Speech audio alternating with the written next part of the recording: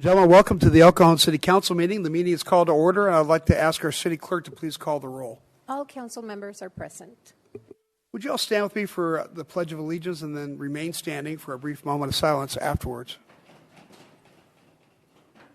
Pledge allegiance to the flag of the United States of America and to the republic for which it stands, one nation, under God, indivisible, with liberty and justice for all.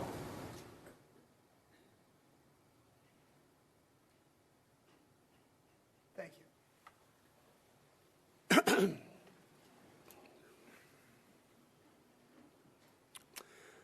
The city clerk posted orders of adjournment of the regular March 14th meeting and the March 21st special joint meeting and the agenda of the March 28th, 2023 meeting in accordance with state law, City Council, and Housing Authority policy.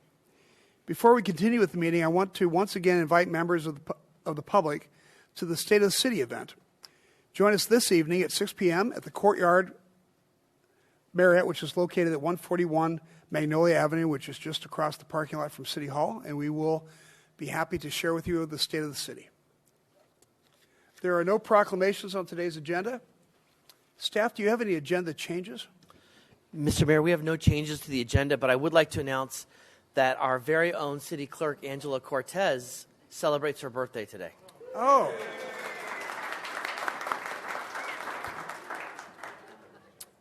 I don't usually do this, but Angela insists. So, you all sing with me? Happy birthday to you. Happy birthday to you. Happy birthday, dear Angela. Happy birthday to you. All right.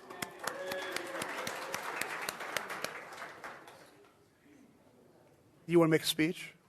No. No. Okay. All right, staff. All right, council, any agenda changes? No. All right, we're now consent items. Consent items are routine matters enacted by one motion according to the recommendation listed below. With the concurrence of the city council, a council member or person in attendance may request discussion of a consent item at this time. Council members, do you wish to pull any of the consent items? Yes. Council member Mitchell? Which number? I would like to pull number 6, please. All right, we'll come right back to that then. Any other in the council? Staff, do you know consent items to be pulled? No, sir. Okay. Any speaker cards on consent items? We do have 3 speaker cards for item 4, 5, and 6, all by the same. All right. Well, let's start then with the speakers, and then we'll go to Michelle, and then we'll go on. Truth has pulled items again 4, 5, and 6.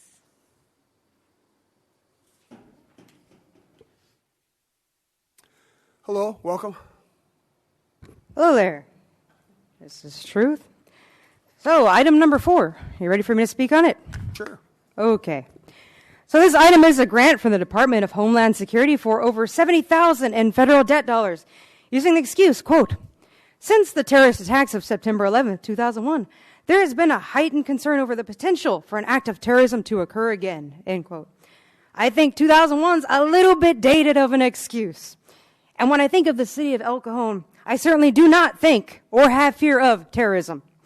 But this item says that the federal government, through the Department of Homeland Security, has provided communities throughout the country with hundreds of millions of dollars for the fight against terrorism and other catastrophic events. They sure are skilled at wasting taxpayers' money, aren't they? Even if the North American Aerospace Defense Command, that's NORAD, couldn't stop the plane attacks that occurred during 9/11, which was their one job to do that day, then no grants are going to stop attacks after 9/11. And I do believe that's been proven to be unfortunately true every year since. I would cite last year's May 14th shooting in Buffalo, New York, that the FBI seemingly allowed to happen as a very clear example. This Homeland Security money will be used by both the police and fire departments. The fire department will get over $51,000 in federal debt dollars to purchase mobile radios. And the police department will get over $19,000 in federal debt dollars to buy a rising bollard system that can be risen and retracted back into the ground, supposedly, quote, for emergency vehicles, or conversely, immediate access restrictions in an emergency situation, end quote. I'd like to know, Access restrictions for who? And what kind of emergency situation would warrant access restrictions? To stop who of the public from going where and why? What would a bollard system achieve other than blocking people's access to buildings and streets that they paid for with their taxes? But the item says that, quote, actual items may change if modification is requested by the departments and approved by the granting agency, end quote. So it's not even guaranteed that the over $70,000 in federal debt dollars, what it would be spent on. This is just an excuse for you council members to fill your money buckets with federal debt dollars so that the police and fire departments can buy some new toys to play with.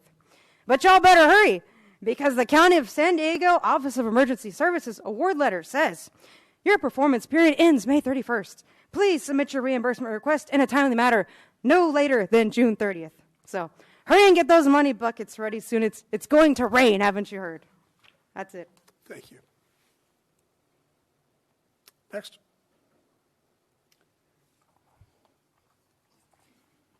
Okay.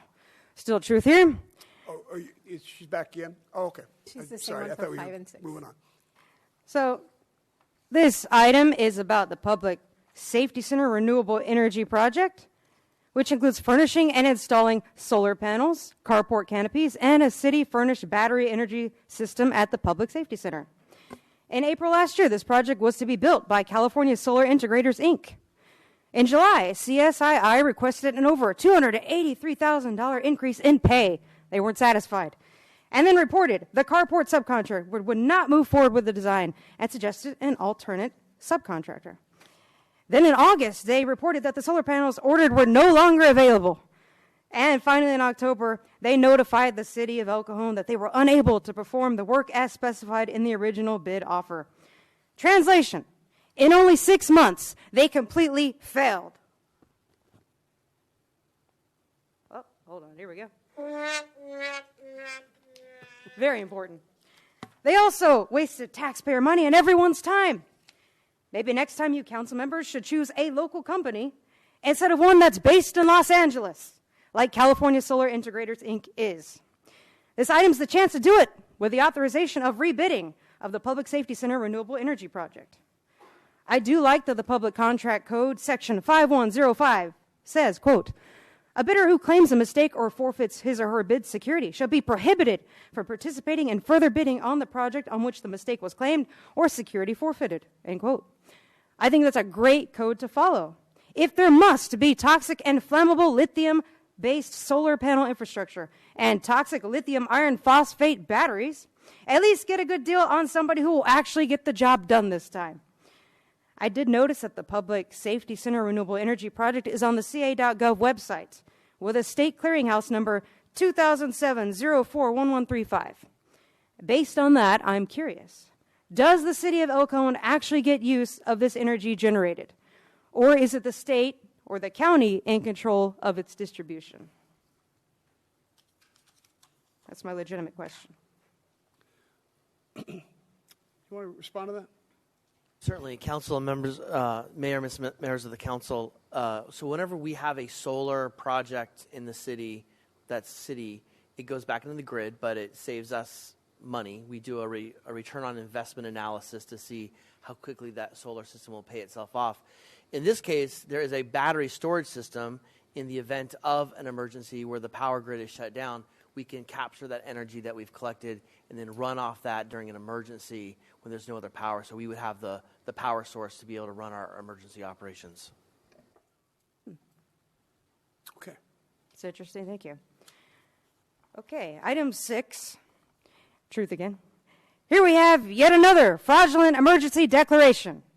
Last week, the city of Santee finally ended their fraudulent COVID emergency, while the city of Oceanside just began one over stormwater while the sun still shines. But fraud and corruption seems to shine brighter these days than common sense and ethics. Because here in the city of El Cajon, city manager Graham Mitchell, even though he did answer my questions, as the director of emergency services, declared an emergency on March 22nd, all for $250,000 in inflation-causing American Destruction Plan Act debt dollars. But it gets even worse when you hear the excuse given, quote, vandalism and deteriorating conditions of restrooms at Wells Park have made it difficult to conduct repairs and provide daily maintenance, including cleaning. The unsanitary conditions could spread infectious diseases, end quote. Could, not are. And they continue with their pathetic excuses, quote, despite numerous efforts by city staff and contractors to repair the ongoing damage, the repeated vandalism has made it challenging to maintain the restrooms. Individual lockable stalls in the restroom building leads to individuals using the stalls to engage in illegal activities for extended periods or overnight. The illicit activities witnessed by staff, including police officers, include prostitution, drug use, violent crimes, vandalism, resulting in broken fixtures, damaged plumbing, graffiti, and buildup of waste inside the stalls, causing them to become unusable, end quote. So what this item is saying is that city staff and paid professional contractors were all a waste of money, and that even police have been failures at their jobs of protecting people's safety at this bathroom. Somebody's full of more crap than the toilets, and I insist on flushing away the lies as best I can. So the pictures in this item show horrible-looking bathrooms. There's no doubt about that, but certainly not an emergency. I've seen dirtier homeless encampments and riverbeds than this bathroom. Have any of you council members ever seen the women's bathrooms at Pacific Beach? Now, those are the worst unnatural disasters I've ever seen in my entire life. I kid you not. The reality is that there are no conditions of extreme peril that warrant and necessitate this proclamation of the existence of a local emergency, as required by Public Contract Code Section 22050. This is fraud, and everyone knows what this type of unsanitary item is really about. Will the increased debt and inflation be worth destroying our futures for? That's something you council members need to ask yourselves. Wasn't COVID enough of a lie with its 0.1 fatality rate? You need to consider that. Thank you. Thanks for coming. Anybody else? No other speakers, sir. All right. Michelle, let's come back to you. Item number 6. Hi, Graham. If you could give me, sorry, I'm distracted. Do you have some more information on item number 6? Certainly. We currently have in the capital improvement program project to repair and to reconfigure the restrooms at Wells Park. That process, through the procurement process, will take over a year to get to that point. We budgeted about $150,000 for architectural work alone after getting some preliminary bids. And having been there recently and hearing complaints from our residents, I don't feel comfortable with those restrooms being open. So it was either a choice of declaring an emergency and getting a contractor in here to take care of some work immediately, or shutting the restrooms and securing the services of a porta potty to replace the restrooms until the restrooms were completed. We ran a cost analysis and determined that the porta potties were by far the more expensive route. This will be the least expensive route with the biggest bang for the buck.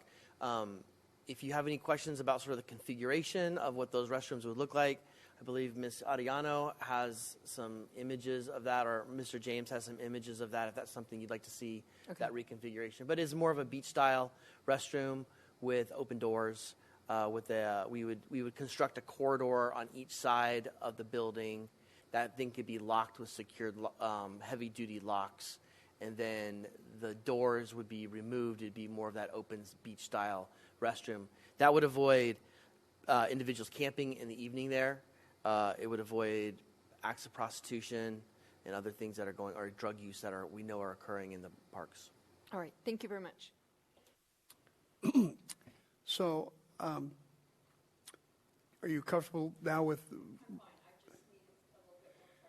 Okay, great.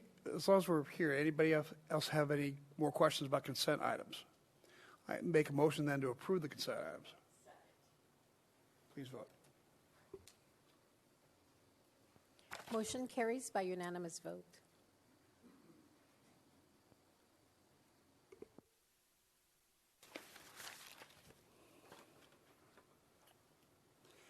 We are now at public comment. At this time, any person may address a matter within the jurisdiction of the City Council, Housing Authority, successor agency to the El Cajon Redevelopment Agency that is not on the agenda. Comments relating to items on today's agenda are to be taken at the time that the item is heard. State law prohibits discussion or action on items not on the agenda. However, City Council and Housing Authority members may briefly respond to statements or questions, and an item may be placed on a future agenda. Angela, do we have any speaker cards for public comment? We have 6 cards. The first one is Kira.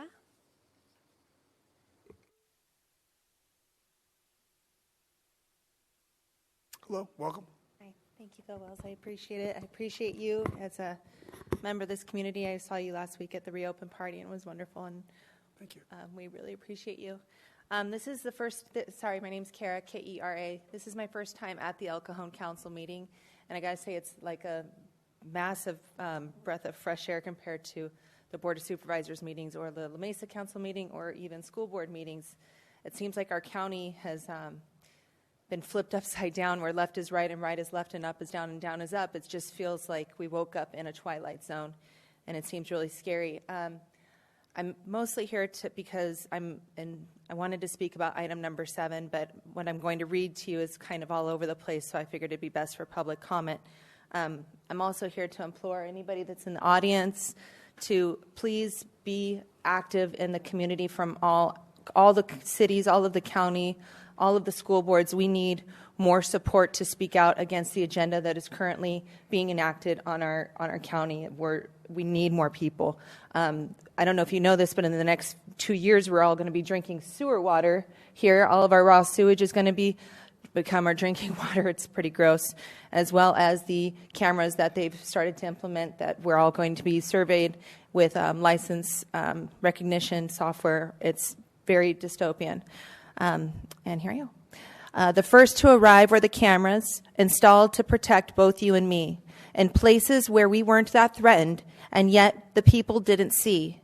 What followed next were traffic restrictions to keep the roads quiet and clean. The math didn't add up, nor the science, but still the people didn't see. Next came the 15-minute neighborhoods to make our lives easier decreed. To some, it seemed like restrictions, but still the people didn't see. And then came the digital ID, so convenient, easy, and free. Your life in one chip on a mainframe, and still the people didn't see. The cars they sold us were electric, all wired to the government PC. They switched off the driving on Sundays, and still the people didn't see. The banks moved their money to digital, the government banned cash the next week, and the ability to fly was restricted, and still the people didn't see.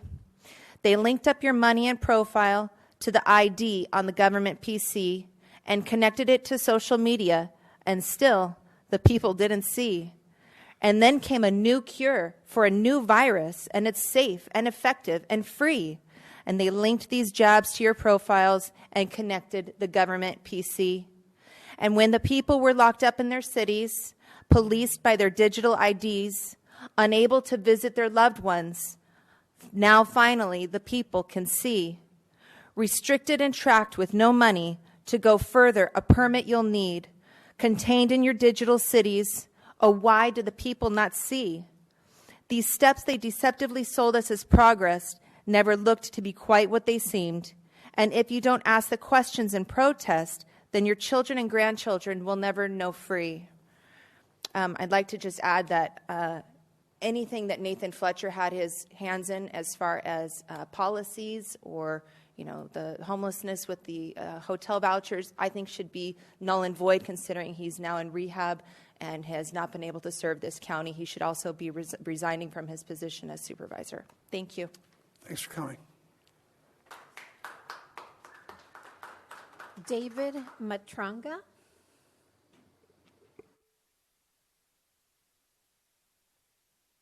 Hello, welcome. Thank you. My name is David Matrenga, and I've done ministry here in El Cajon for 16 years now, and most of that time has been working with youth and families who are struggling financially and facing hurdles that their families have faced for many generations. And more than once after a church event, I would drive a student off and drop them off at a motel, a local motel here, that they called home for that week. And I'll never forget dropping off one of these students. It wasn't my first time, but this time something was different, and I pulled out of the motel parking lot and had to pull over just a little bit down the road because I just broke down in tears and frustration at the difficult situation I was leaving that student in. And whenever I could avoid doing something like that, I would do everything I could. But too often, leaving a student with a single parent in one of these motels was the best situation possible. And yet my prayer was just that they'd be able to lock the door and avoid the violence and the drug abuse that was happening just a few feet outside those doors. You know, in order to break the generational challenges that so many families in our community are facing, we have to provide something better. And we can only do that by defending our streets against so many criminals that have been given license through state and county policies to continue selling drugs, breaking the law, and unfortunately abusing those found in these fragile positions. So I want to thank you, City Council, for item number 7, but also for many other items where you guys are defending people who need defense, where you're standing up, where we need people to stand up. We have a right and a responsibility to defend our homes, and you guys as City Council members have a right and responsibility to defend the city, and I thank you for that. That is all. Thanks for coming. Kevin Miller. Kevin, welcome. Thank you. I feel welcome. I like being in a room with people that work hard and do good work, and I appreciate and respect each one of you. I've got the same story that David was just telling you about, but thousands of them, because at Foothills Christian Church, we minister to thousands of children. And you've battled with us in these battles, and homelessness has been, one of the hardest ones. It seems like we just keep fighting the same fight. And I don't have to educate you to the violence, the sexual assaults, the murders that are going on, because we're not getting the respect from the county and from the state. We worked on a homeless encampment here a while back. That was an ugly thing. And until we put the pressure on the county where it should have been put, the finger pointing was just going around and around and around. And I want to encourage you to do the same thing in this. We'll show up at the County Board of Supervisors and we'll say, listen, we've had enough of this dumping of sexual predators. The ratios of what El Cajon does for homelessness exceeds everybody else but the city of El Cajon. And per capita, probably we even do more. So I'm here to tell you that we're with you on this, and we are here to fight the fight, and we're here to support you, praying for you, and support you in any way that we can. We'll show up at the Board of Supervisors, and we'll let our voice be known. Just keep up the fight. You're doing a great job, and we appreciate you. Thanks for coming, Pastor. Appreciate it. Truth.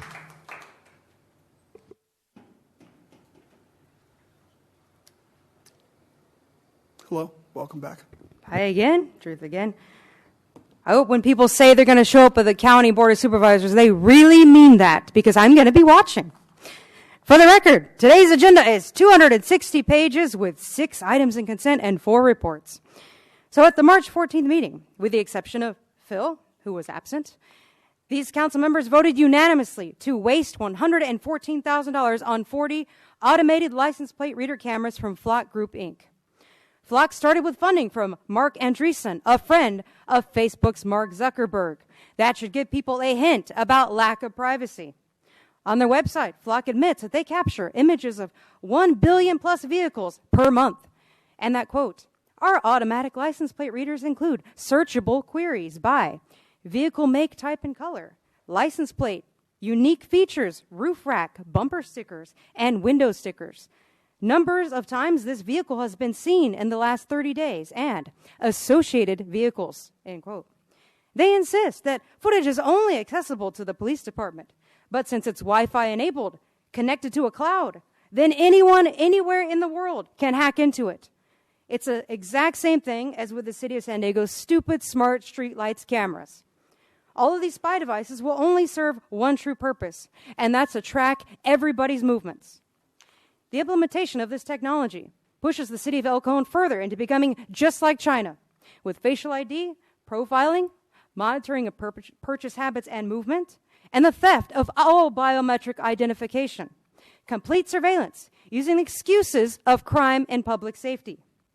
And Steve, you were dead wrong about integrity with this system.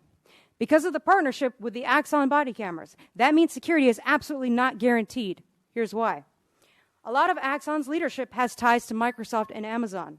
And through Axon's evidence agency, they've been collecting police and people's footage with terms that include, quote, you grant us a transferable, irrevocable, royalty-free, sub-licensable, worldwide license to use any IP content that you post on or in connection with the services, end quote. Axon has complete control of all of the footage collected and can even sell it. So no, there's no confidence, and it's the wrong direction. And Michelle, you said this. My feeling is, if you're not committing a crime, you don't have to worry about it. And, people complain about having all of these, cameras and government overreach, but, it's just the world that we live in. No. That's the world totalitarian people like you are creating. Inanimate objects like cameras don't solve crimes, investigators do. And it's better to prevent crimes like murder, not just watch a video after somebody's already dead. Tracking is for criminals, not for innocent people. We have a right to privacy, and you need to start respecting that right as a public servant. Thank you. Next speaker, Raquel Ashley. Hey, Graham, while the next speaker's coming up, I have to admit I have some of the same concerns about license plate readers. I'm sure you understand the questions that all of us on council have. I'm not saying we should continue the program, but do you think we could have a paragraph or a white paper on the privacy issues that go along with this? Yeah, we can have police department prepare something. Yeah, I'd like to just at least discuss it. Thanks. Hi, thanks for coming. Hi, thank you so much. Thank you for all that you do here in the city of El Cajon. I basically just want to commend all the work that you do. I wholeheartedly believe that if we had a city council in the city of San Diego like you, if we had a board of supervisors that thought more like you, the homeless problems that we have here in the city would be probably not none, but would be little to none. I think that a lot of times when you have that saying, keep your enemies close, what is it? Friends close and your enemies closer. I think that's a good probably excuse on why a lot of times you find an influx of homeless here in the city. I have a feeling that possibly on Thursday there's going to be an influx of homeless coming into the city because of the Padres opening day. It's like clockwork that anytime there's a big event down in downtown San Diego, you see a lot of the homeless people come here into the city. And I know that a lot of times it feels like your hands are probably tied behind your back. And I just want to commend you for continuing to do the work, continuing to work for the people in the community, for families, and keeping children safe, because I think if more families thought about the 16-year-old in the hotel as their own daughter, this would probably be full.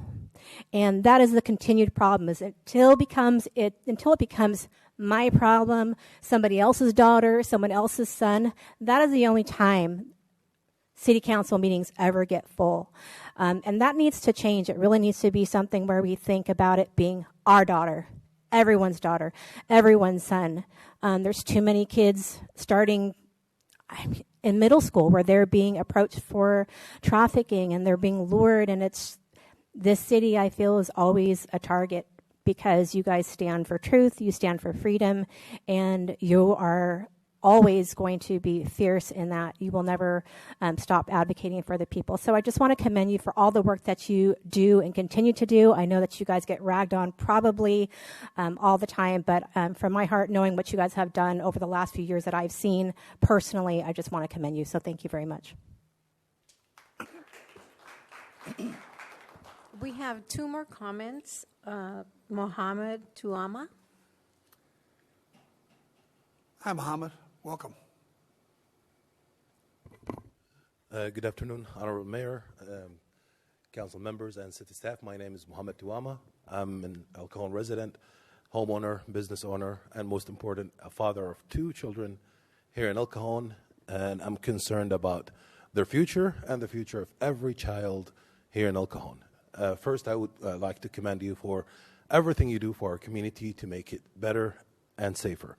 And we, as concerned citizens and community members, we always give you our support, and especially what happened last year when they wanted to take El Cajon for another district, and we stopped them, and we kept El Cajon in a district that respects family values. And my topic today is family values. What's going on? We always support the city, and sometimes there's some awkward moments that we need to bring to your attention. Few things that may not be comfortable, or in fixing those issues, we're going to disrupt some status quo. My topic today is the school district, Cajon Valley Union School District. They have the worst rating all over. They stopped teaching a lot of subjects that are really important. The academic achievements are almost 0. The rating is below 3. I'm specifically talking about the schools at the valley floor, not the ones on the hills, not the charter schools, the ones on the valley floor. They stopped caring about the kids. When we talked to them, they said, oh, the achievements, the measurements, all the known measurements are not related. All they care about is the word of work, that program. Well, it's not working. What is a future of a city with children with no future? May not, I don't know, but you probably say it's not going to be safe. Less education may lead to more crimes, less home values. Everything is coming back. Where we're building our city, I see in the last 10 years going from, let's say 6, now it's 10. This is the city of El Cajon. But what's bringing us down is the academic achievement of the Cajon Valley Union School District. We spoke to them many times. We partnered with them. We collaborated with them for 7 years in a belief that they're going to fix something, but they're not going to do it, and they will not do it. And one of the reasons is the superintendent, David Miyashiro, that control the board for some reason. They don't even listen to us anymore. And David Miyashiro is running the district as his own corporation. The more our academic achievement going down, the more his salary is going up. When we talked to him, he said, okay, it's the newcomer's fault. When you do the studies, it's not. And he said, oh, Walter Fork, all the measurements are wrong. So I'm here asking you to please have a conversation with the school district and get the numbers right, because they're going to lie to you, and see how we're going to fix it. And show that person, David Miyashiro, that coming to our city, destroying our future, is not allowed here in El Cajon. So please talk to them, and the only solution for it is to fire Miyashiro. Thank you very much. I just want to point out one thing. I'm sure you know this, but we don't have any jurisdiction over the school board. It's just a conversation. It's fine. Yeah. Anybody's welcome to come here and bring up anything, but I didn't want the audience to not understand that we don't have jurisdiction. Yeah, I'm just asking about a conversation with the school board. Well, fair enough. We should get together, have a cup of coffee, and talk about how Thank we you can very make much. that happen. All right, thanks. We have 2 more comments, sir. The next one is Donald Cannon. Mr. Cannon, welcome. Hello. First off, this is the first time I'm doing this. I'm talking on behalf of the situation that's going on with the motels and stuff. What is it going to take to do to get these people and these hotels shut down, of these people that are living over there? Because this is unacceptable. Seeing 16-year-old girls, getting lured down there. My main concern is I lived here in El Cajon for 2 years now, and I love this city. And, I don't want to see the city, getting corrupted with more sex offenders living in hotel rooms. So just want to know, what are you guys going to do about it, and what the next step is? Well, I think you'll, if you hang around for the rest of the council meeting, we're going to be talking about this for the rest of the day. And you're doing your part right now by voicing your opinion, and I think everybody's got to be involved. So, appreciate it. Thank you. Last speaker is Jeff. Hello, sir. Welcome. Hey, Mayor. My name is Jeff, and I do not condone the county's policy of placing all the problematic individuals, specifically in hotels in the city of El Cajon. Over the last few years, it's become very apparent that the mayor of El Cajon, Bill Wells, stands for truth and what is right. The San Diego County Board of Supervisors, however, are the polar opposite of that, and their former chair, Nathan Fletcher, has publicly instigated a beef with Mayor Wells and El Cajon as a whole. I have no doubt the current unbalanced policy is related to that very beef. I certainly have a ton of compassion for the homeless, and I don't personally have the answer to their dilemma. What I can clearly sense is that the county has no desire to actually solve the problem.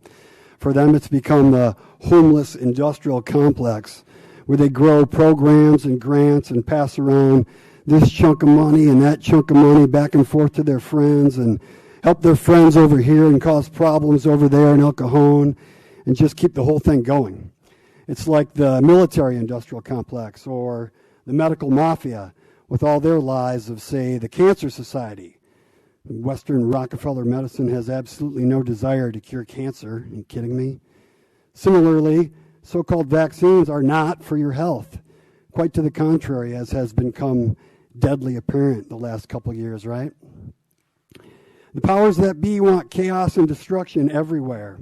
This all plays into their desired mayhem. They poison your water with fluoride. They poison your food with glyphosate. They poison our skies with chemtrails. And they poison your bloodstreams with vaccines. COVID is a big scam. It's coordinated largely by the UN and the World Economic Forum. Our County Board of Supervisors are responsible for rolling out that scam locally. The masses have been lulled to sleep through televised mind control. People need to wake up now and activate. Give them your silent consent no longer. Let's go. I got a minute here. I'd like to add that truth is right. The license plate readers are a terrible idea, Mayor.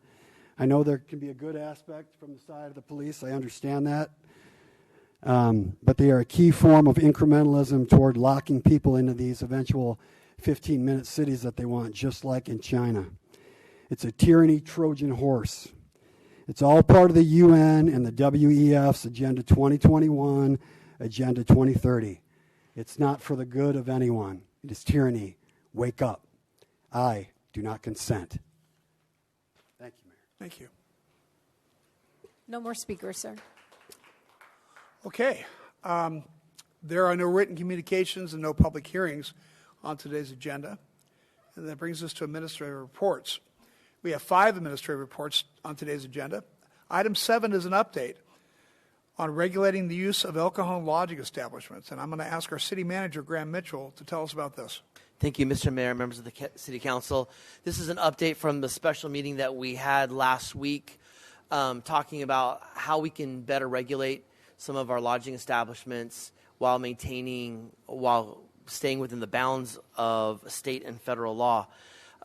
We've put our thinking caps on. We took some of the feedback from the City Council and from the public, and we think we have some proposals that make sense.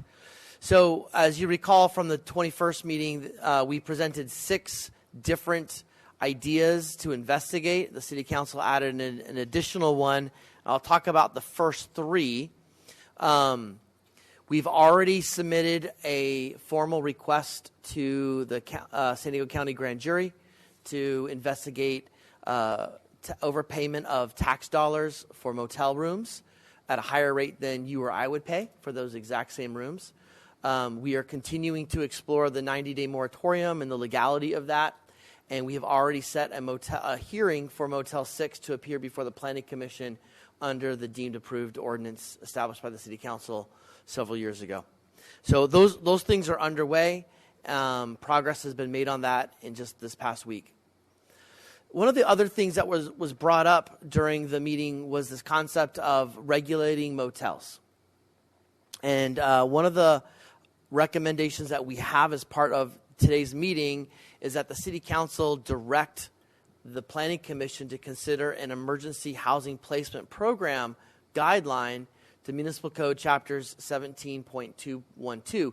17.212 is the deemed approved ordinance that the City Council adopted. So what we would recommend is that the City Council direct the Planning Commission to really delve into this. They'll have an opportunity to hear from the public, opportunity to hear from hotel and motel operators. But what we would recommend as part of these guidelines is if a motel is participating in a program, they must provide a monthly report to the city about how many rooms are being used for emergency sheltering, the duration of the stays, who are the different service providers that are utilizing that space, and the room rates. The room rates are important because it's important that we recognize and understand what the alleged TOT being generated so we can audit against that. In no way are we looking for names of individuals. We are just looking for numbers so we can have a better understanding of what's occurring in the city. The other thing is that we would require all motel operators to acknowledge the standards that are set forth in Municipal Code Chapter 17.212, and also to participate in complete human trafficking training so they know what to look for when human trafficking is occurring. We know that human trafficking occurs across the United States, and motels is a common place for that, where trafficking does occur and our individuals are kept. And so having some training will only bolster our ability to fight this horrible crime. And lastly, we have included, or recommending that we include to the Planning Commission some very specific triggers that would bring somebody forward for a public hearing. Those triggers include calls for service, exceeding certain number of calls for service. It would include a host of other crimes, such as just criminal or nuisance activities, discharging firearms, prostitution, illegal drug activity, human trafficking, homicide, assault, public harassment. There's a long list, assault with intent. So there's a long list of violations that would potentially bring a hotel or a motel before the Planning Commission. Then the Planning Commission can use its discretion to determine whether the owner or the operator of the motel had an ability to thwart that and had some culpability, but it gives the motel operator some incentive to ensure that they're operating with the highest standards possible to ensure that we can reduce the amount of crime that is occurring at our motels. The last three things, the last three tasks from the 21st meeting are a little bit more difficult to regulate. And our planning staff met with the assistant city manager, me and the city attorney, and suggested that we can employ a tool that we already have in our toolbox, and it's just really to expand that.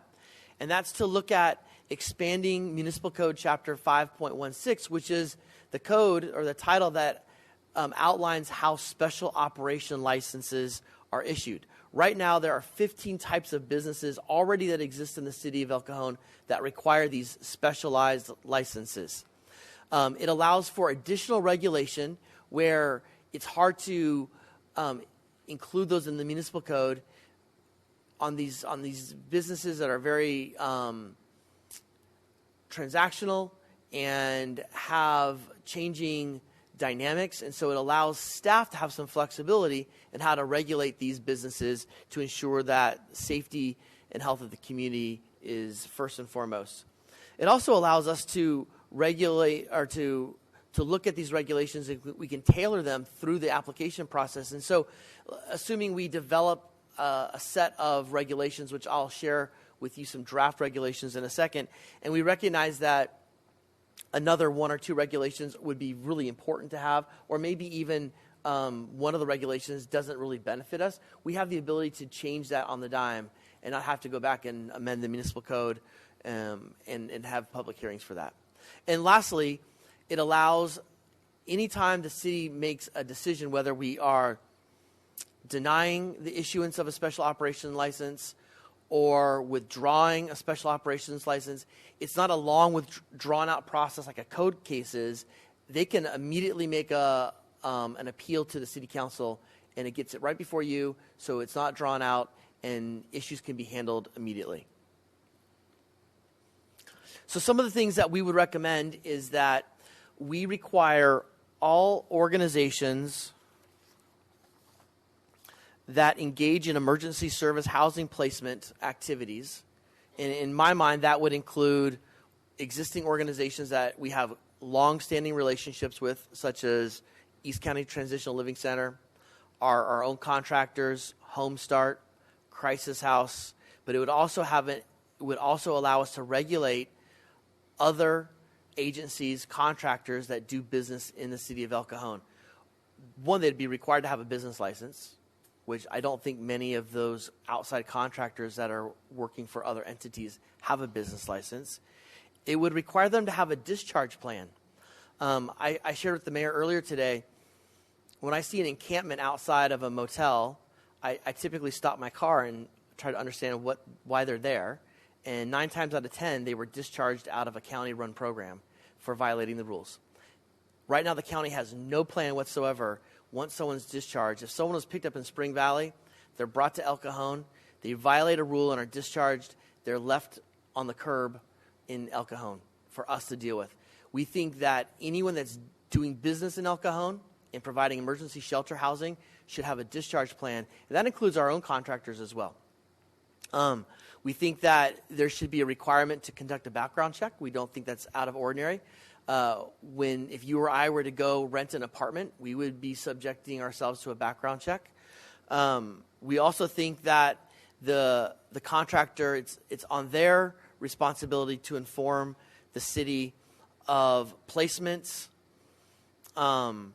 and provide useful information such as demographic information or other information that we may deem appropriate. And we plan on sitting down with these entities to understand what they think would be helpful for us to share, for us to understand, so we can help them as well, so we can be better partners in this whole process. And then lastly, we would include some sex offender regulations. I'll address those right now. So one, we would require the placing agency to ensure that if there is a distance restriction of an individual that they're placing from a school or a park or a daycare facility, that those restrictions that are specifically identified in parole or probation are adhered to. Second, that no offender with what's called a static 99R score of 4 or above would be allowed or permitted. And if you go to Megan's Law, you can kind of understand what some of those scores are. If it's 4 or above, there's a high propensity of reoccurring offense. And under, it's a lower threshold, but 4 and above, I would consider dangerous in our community. And if they're not from our community, they shouldn't be housed in our community. And lastly, there should be a requirement for the agency to notify the police department within 2 hours. And this is, the onus does not become on the person being housed. It becomes on the agency that's placing the person. Within 2 hours of placing a registered sex offender, they would be required to notify the police department that someone has been placed at a location. So those seem like things that would pass legal muster and that would be very effective in regulating how the operations occur in our city. I had an opportunity to speak with a motel operator earlier today, and I shared some of these conditions with him, and he was ecstatic because these are all the things that they want as well. They want to know if there's sex offenders being moved into their locations. They want to know if there are high propensity crime issues. They want to know to ensure that people have been vetted. And so these are things that they are interested in as well. Again, during the period of time, and we'll talk about some timing, this will give staff some time to meet with motel operators as well to get another better understanding of what their needs are as well. So if the council moves forward and wants to approve this, here's some timing. The grand jury inquiry has already been submitted. The Motel 6 hearing is already scheduled for April 18th with the Planning Commission. If the City Council is directing for the Emergency Housing Placement Program guidelines to be considered by the Planning Commission, that would occur in April, and then it would be back to the City Council in May. And then we believe that we can get some amendments to the municipal code that would include those that are operating in the city and doing emergency housing. We can get that back to the city council by the end of April, so within the next month. So with that, staff's recommendations are that we proceed with the Motel 6 hearing, that the city council direct the planning commission to consider the municipal code change that we addressed, and that the city council directs staff to modify chapter 15 or 5.16. And with that, staff's here to answer any questions that you may have. Questions for staff? Michelle? Thank you. Can you, on the last three, the distance limitations based on terms of parole or probation, no offenders with static 99 Rs, and the requirement for agency to notify PD, is that just for motels, or will that be for any placement in our community? That would be any entity, organization, government that is using El Cajon for housing purposes, that they would be required to fulfill these rules. So the sex offenders that are placed in my neighborhood down the street, every time we move them out of another part of the county, they get put into El Cajon. We can maybe use some of this as well? I don't know if that's emergency housing or if that's permanent housing. I think we would have to... Those are group homes for the most part. For the most part, we have no regulatory authority over group homes. Okay, so the two group homes of sex offenders that are within a block of Magnolia Elementary... We have no jurisdiction over that. Got it. Thank you. Bill? Thank you, Graham and staff, for putting this together so quickly. We really appreciate your hard work. I know this is a tight turnaround, but I think the expediency of this necessitates it. A couple of questions. I know we had discussed the state of California's laws change with regard to sex offenders and being labeled. How do we make sure that we capture all of that? Do you understand my question and where I'm going with it? Yeah, we'll have to look at the verbiage, exactly how that's defined, because there's registered sex offenders and there's sex offenders, and some are required to report, some are not required to report. We'll have to look at those specifics. In the weeks period, we did not have a chance to delve into those different definitions, but that would be flushed out as part of the regulatory process. Okay, fantastic. And we have Motel 6 coming to a hearing. Remind me the motel where the 16-year-old was shot? It was El Cajon. Yes, El Cajon Inn and Suites. And when are they coming That's coming to a hearing in May. In May. Okay, so another. We'll have two back-to-back. Okay. So that's still on the docket. That's good. And then the static level 4 rating, can you talk about who defines that? And it's not our rating. Can you just give us a definition very briefly? Certainly. The state of California creates a rating system. And one of the challenges with any crime, and it's beyond just sex offenses, but typically people will plea bargain and plea down a charge, right? They'll plead guilty to a lesser charge. And so you could have a person that committed some really serious, heinous crimes, but the evidence against them is poor, and so the county prosecutor will look for a lesser charge to ensure a conviction.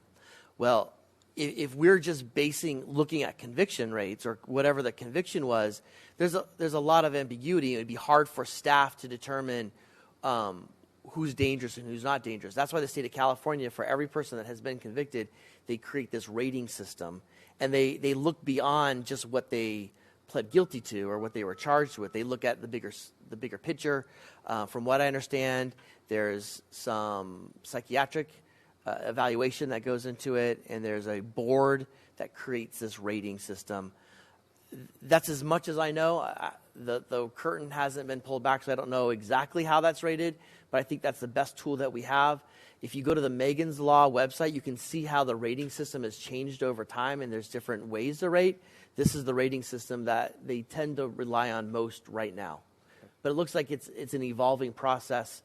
And again, reason why having this as part of the special operation license is important because the state could change the rating system tomorrow, and then we would have to get it docketed before the council. We have the ability to make those changes immediately as the state makes changes. Fantastic. Thank you. And last question.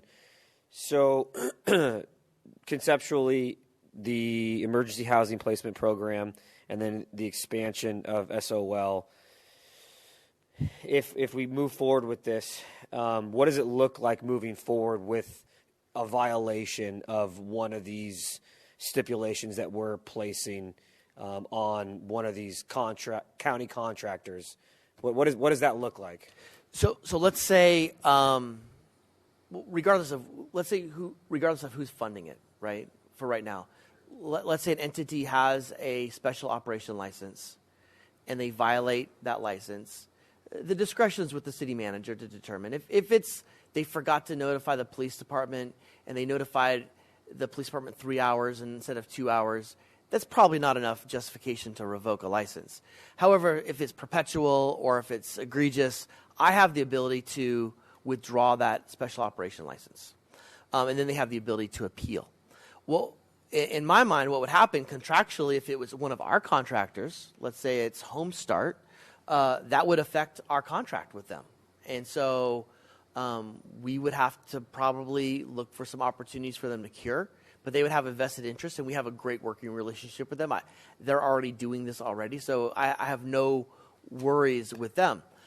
If it were, let's say, another governmental entity, and it doesn't have to be the county. It could be Santee has contractors, La Mesa has contractors, Lemon Grove has contractors, San Diego has contractors.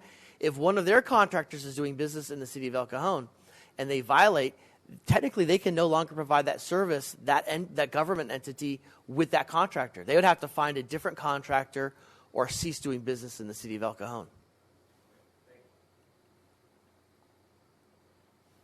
A question on the title Emergency Housing Placement Program. I'm wondering if we should take out the connotation of temporary by emergency housing. I would hate for us to have somebody use a loophole to say, well, it really wasn't an emergency. It was kind of more of a long-term placement, if we might just call it homeless social services. And the reason why I say that is that one recent report said this person was given $2,000 in vouchers every 2 weeks and was told by Equus, reportedly, that he could have this for up to 2 years. Well, that kind of is a way around this whole emergency housing, and I think it might be better for us to remove that loophole by removing that connotation of, well, these things only apply to those that are here temporarily. I would argue that's still emergency housing, but I think you're right, Mr. Goebel. I mean, we notice when we talk to our motel operators, we'll say, do you have anyone here on a voucher?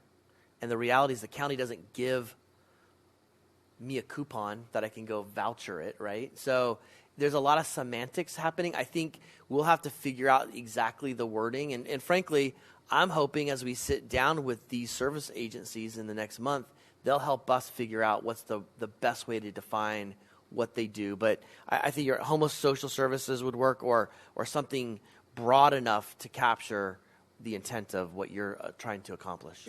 And words are important here, because we don't want somebody to argue that an emergency lasts 2 years.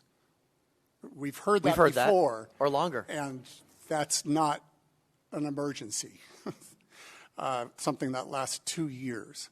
So I'd like to, whatever language you use, let's avoid that kind of thing. The second thing, if a special operating license is established, when would it take effect? Yes, yeah. So there's the municipal code change. So there's a first reading, a second reading, and then 30 days after. Okay. So we're looking into June. Okay, so conceivably, all these operators, both a contractor or a provider, could be under this as soon as June. Correct. That wouldn't be soon enough, but I guess we'll have to deal with it.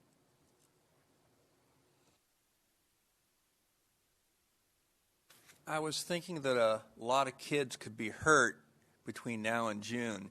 Is it possible to send a letter to the county asking them to voluntarily initiate some of these regulations that we're proposing, I mean, they could do it probably pretty close to right away.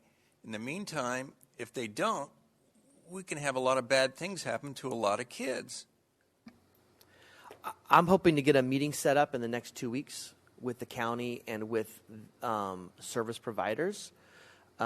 Certainly, we can follow up with written correspondence. All right, thank you. But I wouldn't hold my breath that a letter would have a lot of effect with the county of San Diego. But we should try everything we can do. You mentioned the rating system. These people who are involved in this situation at the hotel recently, where would they have fallen on that rating system? I believe one was it a 7? One was a 7. That's the highest rating. And that gentleman was sentenced at one point, I think, life in prison, and was let out much earlier than life. And I can't remember what the score of the other individual was. High enough to flag this? I think he probably would have. I think it was below a 4. But the one was a 7. Okay. Oh, it was a 5. Never mind. It was a 5. So we had a 7 and a 5. Both would have been flagged. Correct. Yeah. And not allowed under this program. All right. Angela, do we have any speaker cards on this? We do, sir. We have six speakers. The first one is Gary Uge.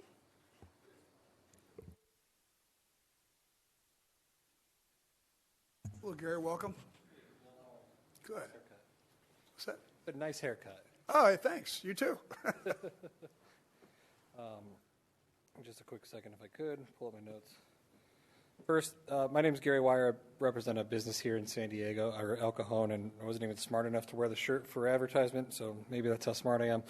The request is, first off, to start off with a thank you to the City Council for addressing this matter and not just turning a blind eye to it. It's not an easy matter to talk about. I'd also like to thank El Cajon Police Department for showing up and taking care of the perpetrators swiftly and fastly. And Mayor, I know you're in a campaign for Congress, but thank you for doing what's right for the city consistently and timely. I've been in business in this city for roughly 3 years. I have businesses in La Mesa, and this city is significantly easier to deal with. And I don't mean that as a political situation, but I just mean that as a thank you for taking on these matters and being communicative. The young lady mentioned how this feels much more like a community. I've been to La Mesa City Halls.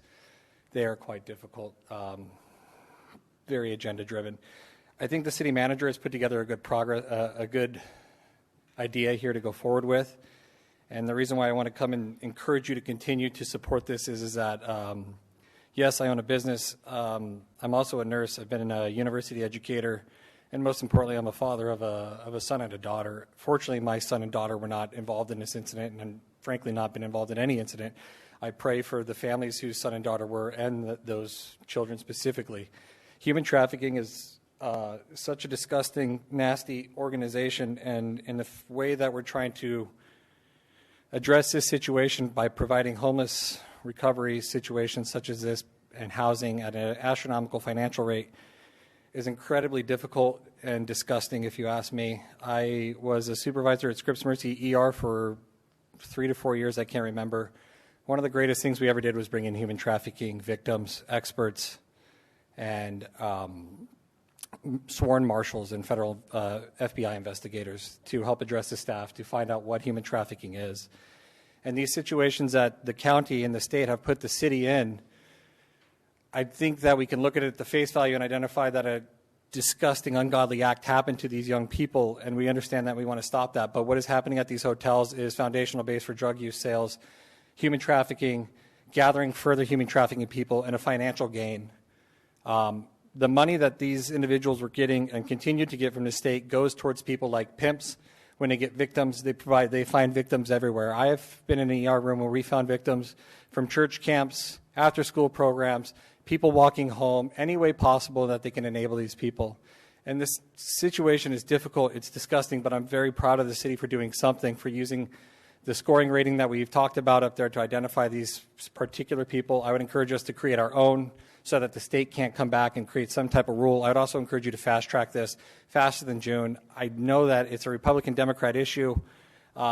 it seems to be a lot of Republican Democrat issues. I ask, I know Phil and I know Bill where you stand, the other three people. I don't know what party you're aligned with, but I ask that we skip the idea that there's a party involved and that we look to solve this issue for our children, that we look to solve this issue for the city while allowing businesses to operate fairly and necessarily. And thank you very much for your time and thank you for what you're doing. Thanks, Gary. Appreciate it. Corey Gantero.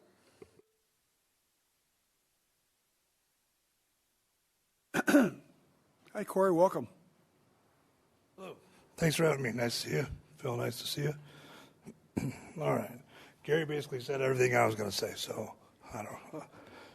Anyway, I'm also a business here in El Cajon, business owner here in El Cajon, military veteran and a former healthcare worker. I worked at a place right behind us here and a trauma center down near Hillcrest. Gary and I are also both veterans. We've seen some horrific things throughout our careers, but nothing more horrific than crimes against children. I think we can all agree on that, Chief, as well. Crimes against children are something that we don't take lightly. I remember every single child I've ever performed CPR on and lost. Every detail about these fragile members of our society. I believe we can all attest to the transient issues within the city and now more than ever understand the gravity of the situation.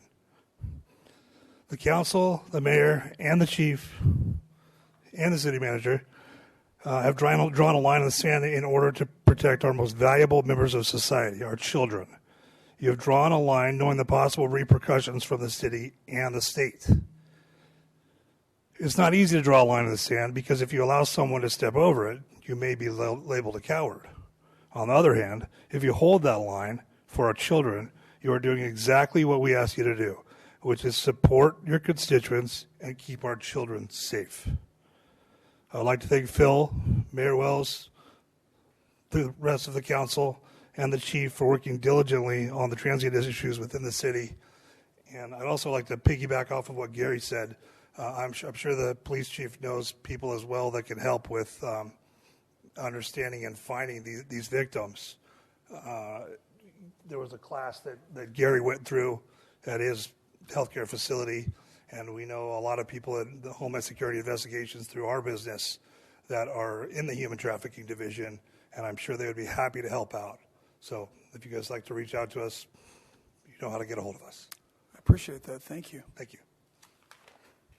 Next speaker is Chris George. Hi, Chris. Welcome. Good afternoon. Thank you, Council, Mr. Mayor, staff. Most of what was said already was presented by Graham. Mine is redundant, and so I just want to thank you for taking a step forward and taking an initiative and drawing a line. I did write a couple of things that I want to say, but I run and operate 3 businesses here in El Cajon, born and raised here in El Cajon, got about 300 employees, and I don't want to have to explain or apologize for my city. And just a side note, I know a lot of the El Cajon PD are here, and there's been significant reduction in crime because of their collaboration. Just a kudos to them. So thank you. They're doing a job well done. Appreciate them. And you already touched on it. I just wanted to reiterate, for the safety of our city, there's a need to have a mechanism to qualify for vouchers. And it's noble to come alongside the vulnerable, but not at the expense of the young or the other people in the community. So a benefit for one shouldn't take from the other. And so that's the heart of it. There's lawlessness in our community right now that's been thrust upon us. We play the cards that we're dealt. It can be addressed through a vetting process, which was already mentioned, to meet a need and provide a safer community. So I was going to say, hey, would you consider some steps to go forward and do something about it? But you're way ahead of us, so I thank you very much for the initiative and for your dedication, commitment, and your stand, and a very, very interesting idea that's creative in the environment we're in. So appreciate it. Thank you. Thanks, Chris. Appreciate you coming. We have 3 more speakers. The next one is Truth.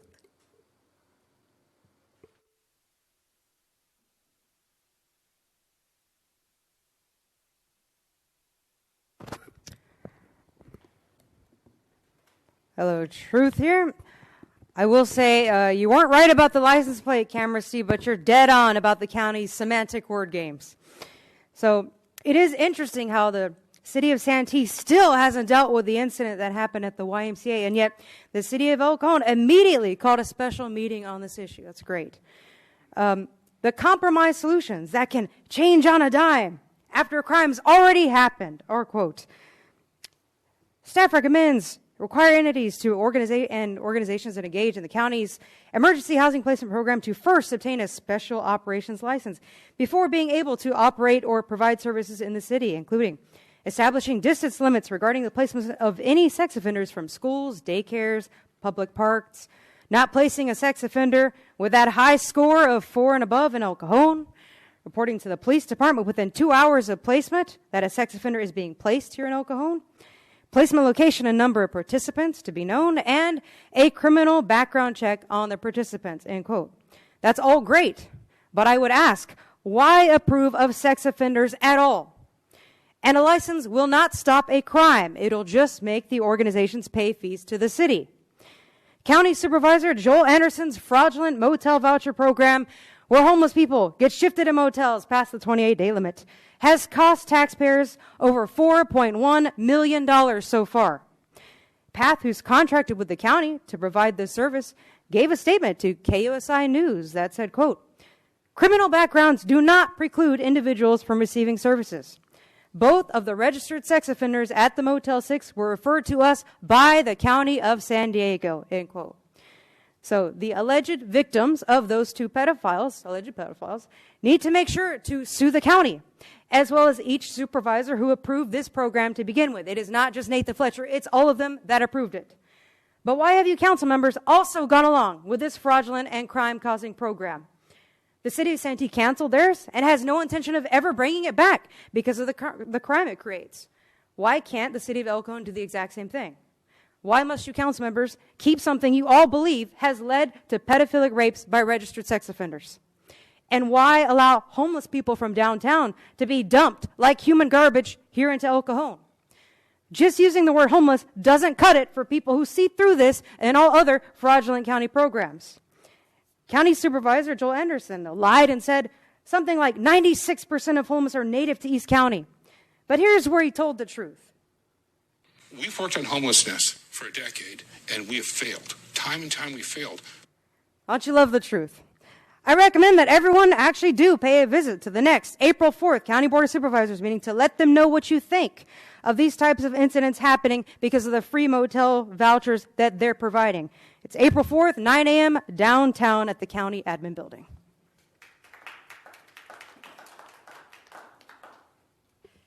Jenny Steckler.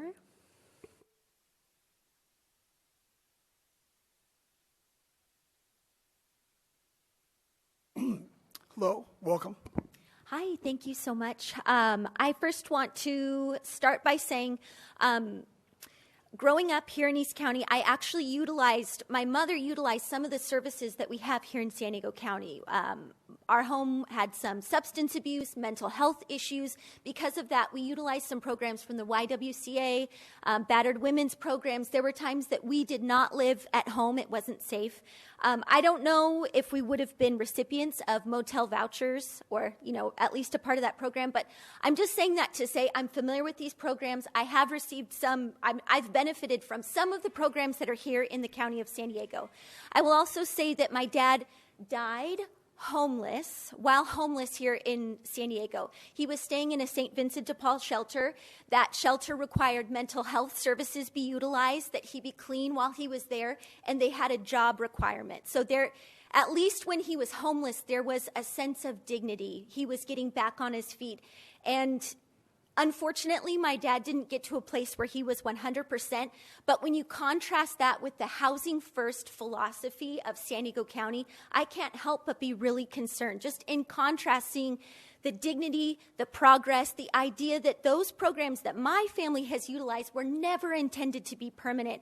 And quite frankly, these voucher programs really shouldn't be either. With zero accountability, zero requirements, zero follow-up, zero background checks, zero notification of sex offenders being placed, zero happening when crimes are being committed by people who are receiving these vouchers, I can't help but be really concerned. And when I think back to my childhood and the possibility that I could have been a child that was staying in one of those motels, I just can't thank you enough that you're doing something here in El Cajon to make this program operate a little bit differently, some accountability, some requirements. That's a breath of fresh air when you contrast that with, as was mentioned, what's being discussed, what's being put forward and voted on at the County Board of Supervisors meetings. I, like Truth, do have some concerns with how this would be implemented and enforced. What can be done if a sex offender isn't reported within 2 hours? I'm sure that that's something that will come further down the line. As a community member, those are concerns that I have. But again, I really just can't thank you enough. As somebody who has utilized programs like this in the county, and now a community member and a parent here in San Diego County, I just want to thank you for taking action, for doing something, trying to get creative, working within the boundaries of your jurisdiction. And I'm really looking forward to seeing what you come up with as you move forward. Thank you. Last speaker is Patrick Grillo.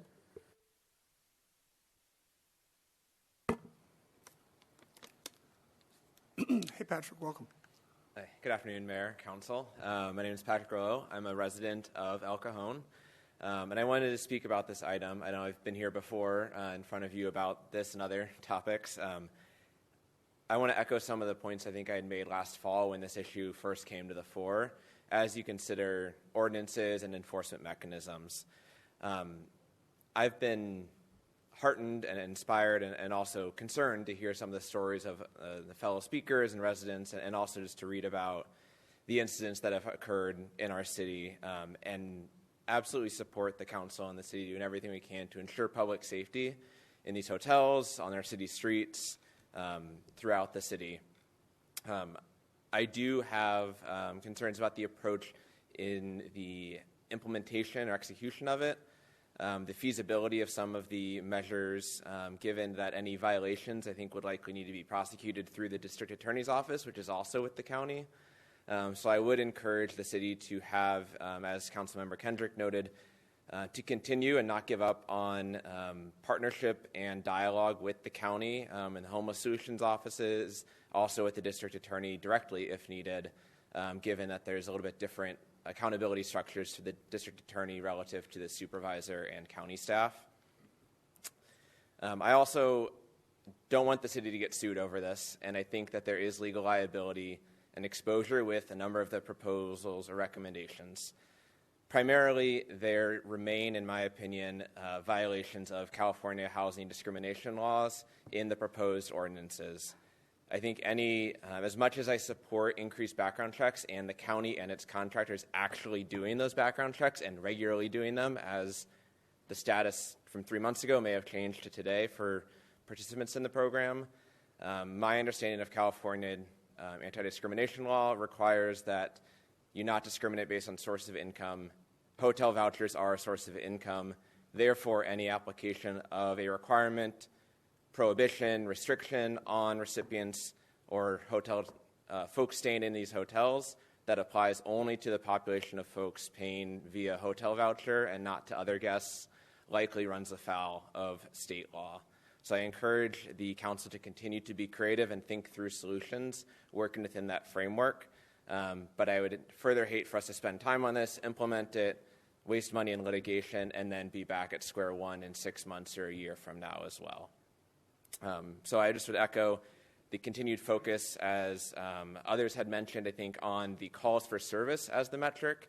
There's plenty to work with there. I support the enforcement mechanisms that are being done to refer problematic properties to Planning Commission and other mechanisms. I think we can continue to do that without running afoul of state law. Thank you. Thank you, Patrick.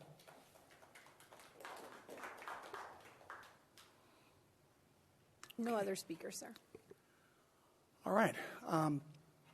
Council's back with us. We're looking for someone to make a motion to accept the report. Open discussion, absolutely. Yeah, please.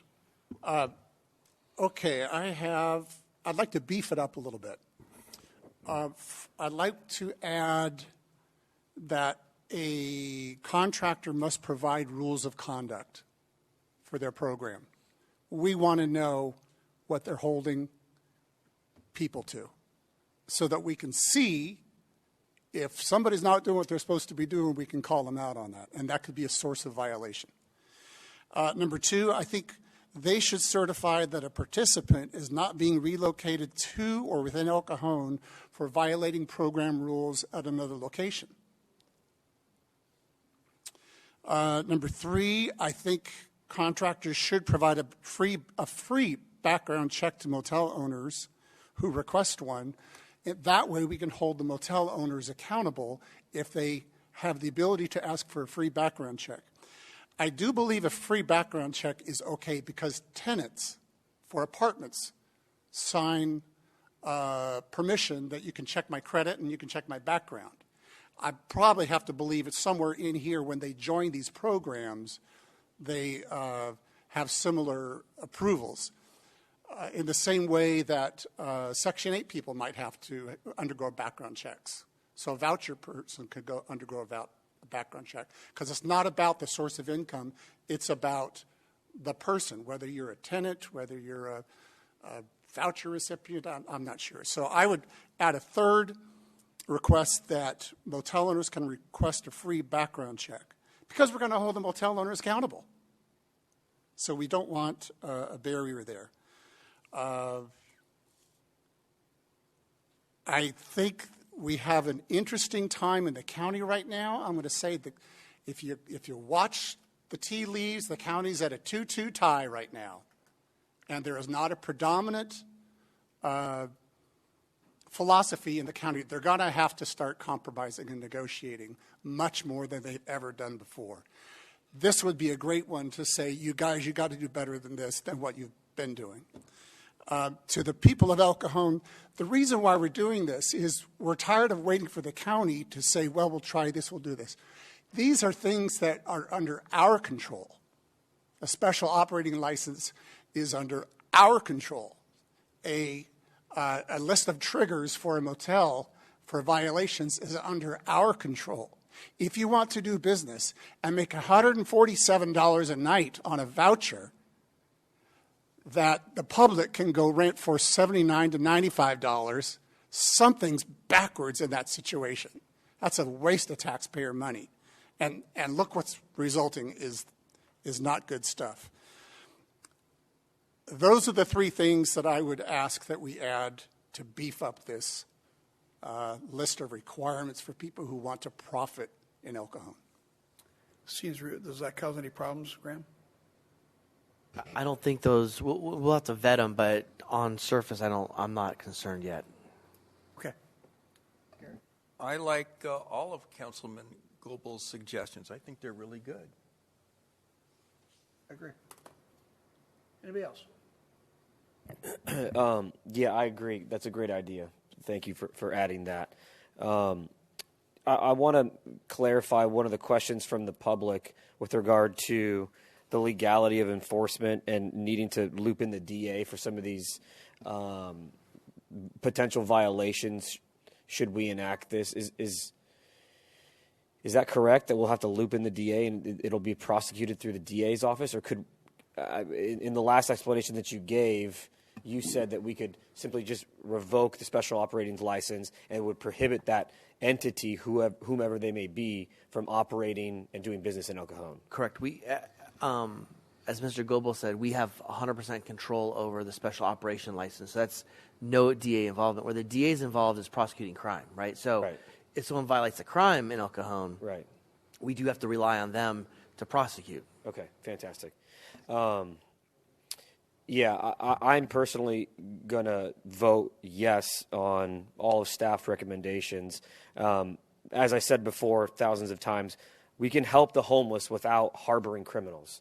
We're doing that in El Cajon right now.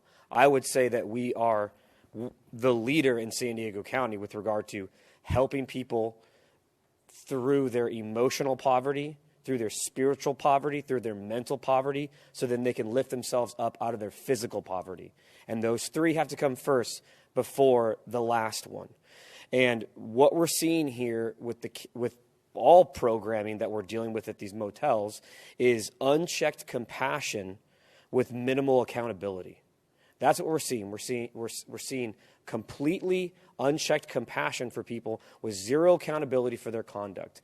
And to Patrick's point, I completely agree, and we need to continue to make this about conduct, not about source of income, but conduct. And I think we touch on these. I think these recommendations touch on the conduct of people. I would say, and I've said it before, this council has more experience and expertise with regard to homeless than any other council in Southern California, maybe even California. She said it publicly, so I don't mind saying it. Councilmember Mitchell was homeless. I was homeless, and I've had very close family members that are homeless, living out of storage facilities. Councilman Goebel builds homeless shelters with his own two hands on the weekends. Councilman Gary Kendrick houses homeless people in his house, in vacant rooms. I want to know how many people out there house people in their own house, formerly homeless people. He opens it up to them. And Mayor Wells has worked in emergency rooms face-to-face with homeless individuals as a doctor and a nurse. So I would put our expertise against anybody's and experience against anybody's in California. We do a good job in El Cajon. We do a very good job in El Cajon managing homeless and helping them if they want to be helped. But just because you're homeless doesn't mean you don't get to commit crime. And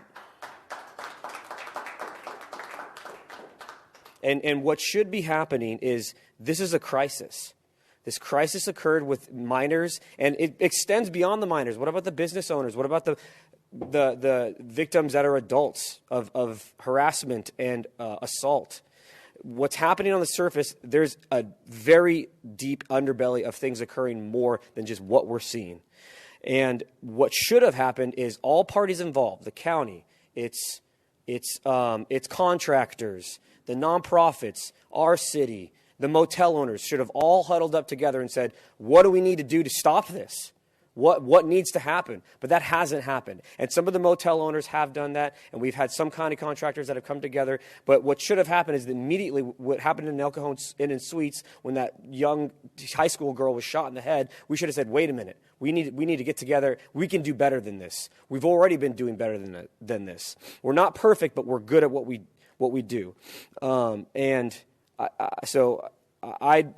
Bill, if you want to make a motion to approve the recommendations, or if you want to say something, but I'd like to make that motion to approve the recommendations, including Councilman Goebel's ideas. Why don't you make that a motion? So moved. All right, please vote. Motion carries by unanimous vote. Ladies and gentlemen, it's a long afternoon already. We're going to take a 5-minute break to use the facilities, and we'll come back and continue. Thank you very much. Go stretch your legs a little bit.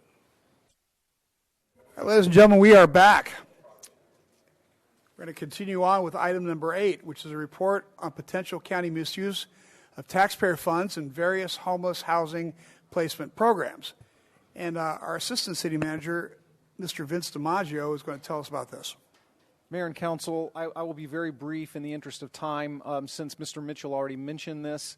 Mr. Ortiz and Mr. Goebel sat on a subcommittee, as you recall, that met with motel owners back in the fall, and we started to receive anecdotal information about motels that were participating in the voucher program that were receiving as much as $149 a night, when the actual publicly advertised rate for the same hotels that we know are participating in the program were much, much less than that.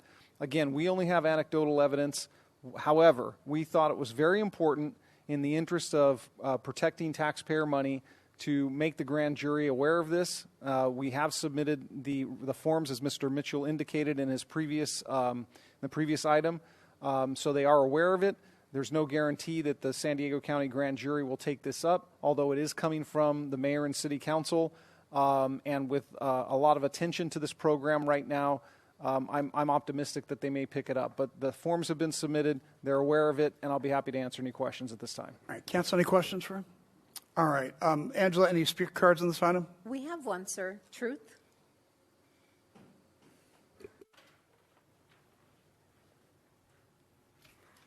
Hello, I'm back. Truth again.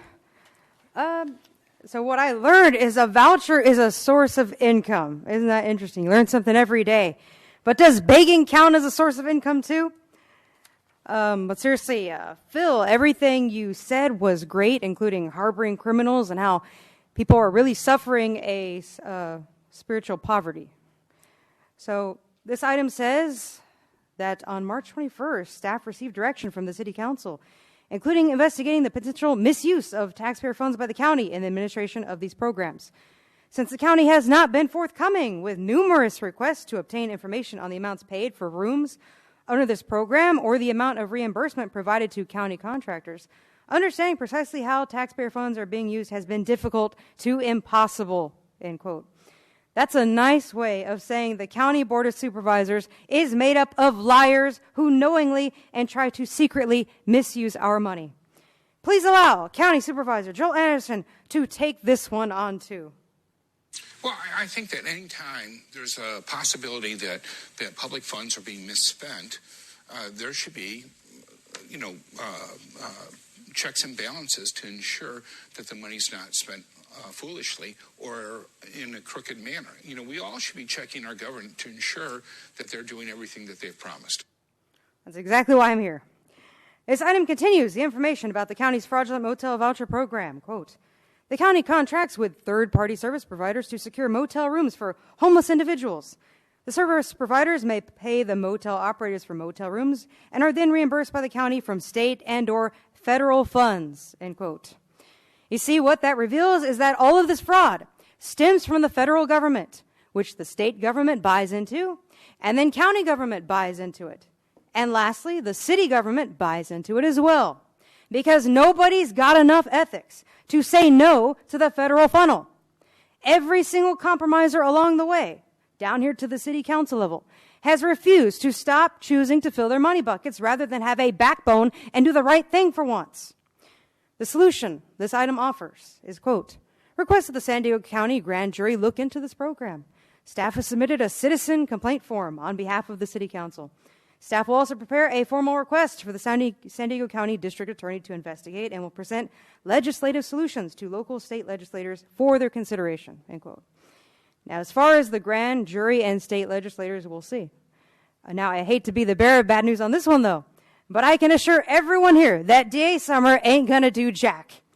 Based on her record of previous inaction on crime, she's not interested in justice from what I have personally seen. I'm sorry to tell you that news. Good luck on the grand jury, though. Thank you. Anybody else?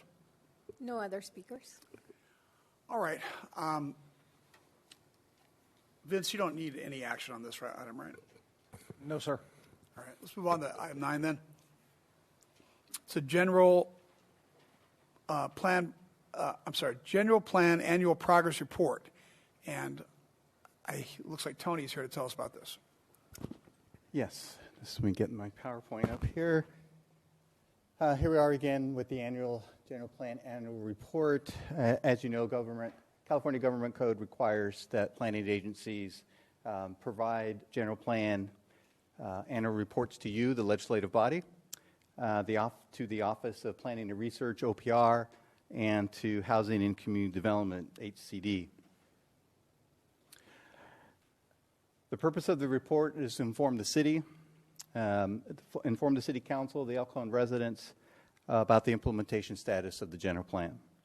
The report also includes the city's efforts in meeting its share of the Regional Housing Needs Allocation, or RHNA, efforts to improve housing production, maintenance, and quality. So we'll just go through some highlights rather quickly. The City Council adopted the residential design guidelines with new graphics to better convey design principles to the development community. City Council made those changes last year. The City Council also adopted regulations for accessory dwelling units and urban lot split requirements in line with new state law to help produce more housing. 71 new housing units were issued permits were issued, and 47 of those were for ADUs. That's the most the city of El Cajon has issued for ADUs in any year. And HCD has certified the city's updated housing element, which for some cities has been a real struggle if you've been following the news. The City Council also approved the El Cajon Active Transportation Plan. You did that in April of last year, and this plan focuses on enhancing the safety of existing pedestrian and bicycle facilities. It identifies transportation system needs where improvements need to be made. It also increases connectivity to schools, employment centers, retail districts, and recreational areas. Parks and Rec maintains 17 parks and 7 rec facilities. They also program large-scale community events in fulfillment of the open space and recreation element. They also served almost 7,800 individuals in their recreation programs last year. Fire maintains still the ISO Class 1 rating for its emergency response and suppression capabilities. And just to highlight, the Police Communication Center processed north of 190,000 calls and generated over 61,000 calls for service last year. And in an effort to better connect with the community, the police department continues to pursue a more substantial media presence. So you can see in implementing the general plan, just about every department within the city of El Cajon has some effect or some effort made in implementing the general plan. So we ask the City Council to accept the report and direct staff to forward the report to OPR and HCD and SANDAG. And staff is available if you have any questions. Thanks, Tony. Any questions for Tony? So police calls 190,000? That's what they reported to calls, us. not calls that resulted in action, but 190,000? That's 520 a day. 520 calls a day. And you're able to sort through those and prioritize those, and that's amazing. The police and fire department have a huge role in implementing the safety element of the general plan. Oh, wow. Well done. Questions for Tony? Tony, thank you. Any speaker cards on this item? We have one from Truth.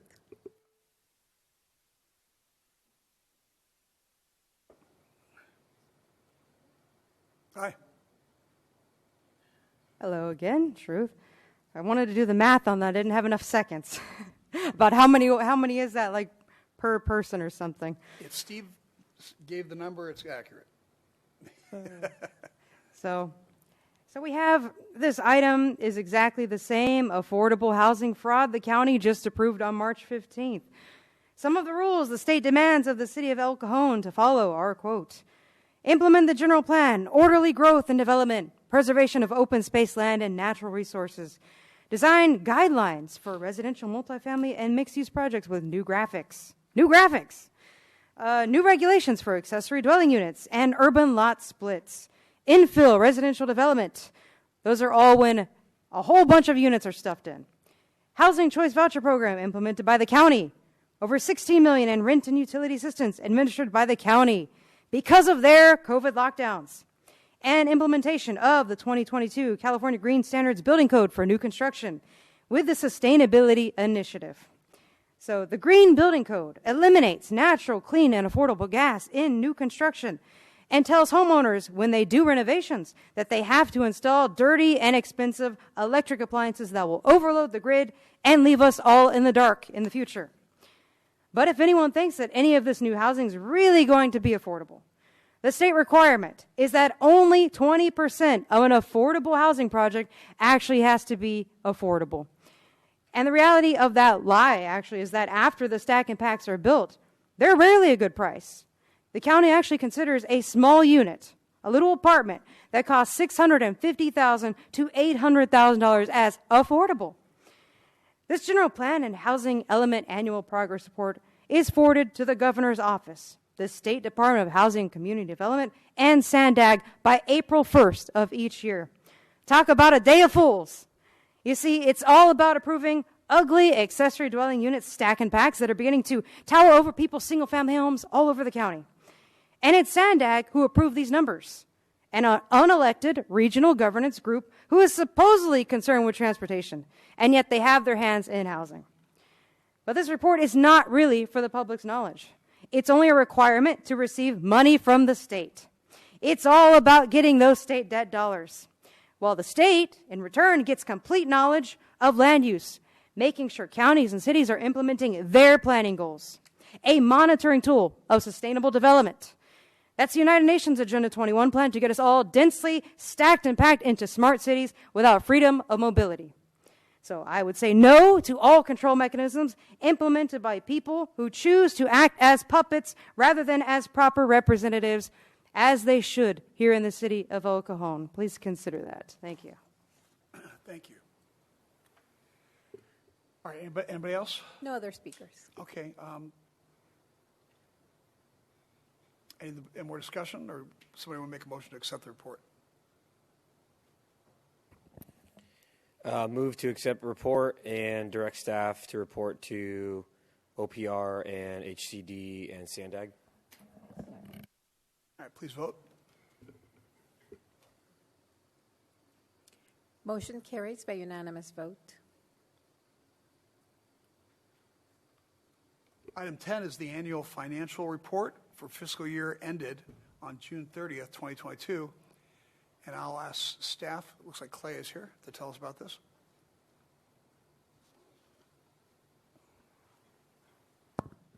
Good afternoon, Honorable Mayor, distinguished members of the City Council. My name is Clay Shane. I'm the Director of Finance for the City of El Cajon. I'm here today to present the FY22, the fiscal year 2022 Annual Comprehensive Financial Report, nicknamed the ACFR. This document is prepared annually. Today's presentation is going to focus on an introduction of the document and its components, and then we will ask the City Council to receive and accept the report. The annual report will be posted on the city's webpage probably today as following this meeting.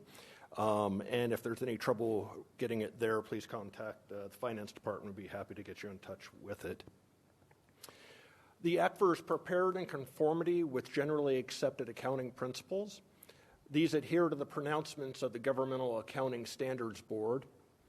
The primary purpose of this document is comparability between various government entities, municipal, state, and local governments. And I'll briefly run you through the three sections of the report.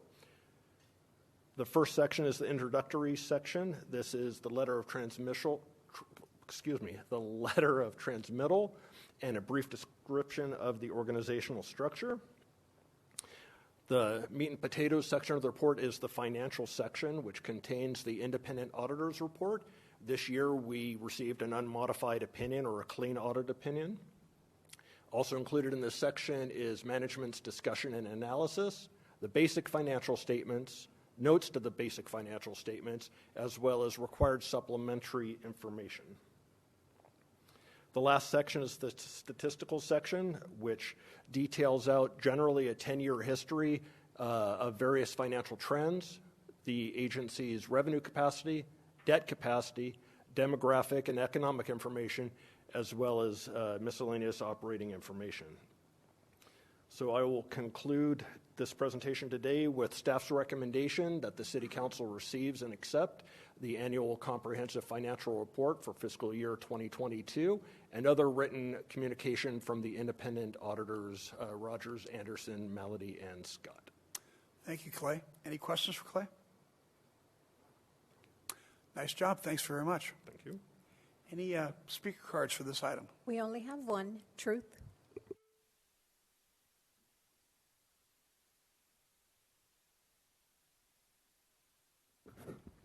Hello, it's Truth. Hoping you guys are going to get tired of me. Just kidding. Okay, for the record, this item comes with a 180-page book attachment. And this book is an annual comprehensive financial report from the accounting firm of Rogers, Anderson, Malady, and Scott, LLP. I did like that they said they followed accounting principles generally accepted in the United States of America. Compare that to most who follow the U.S. That's the corporation rather than our constitutional law.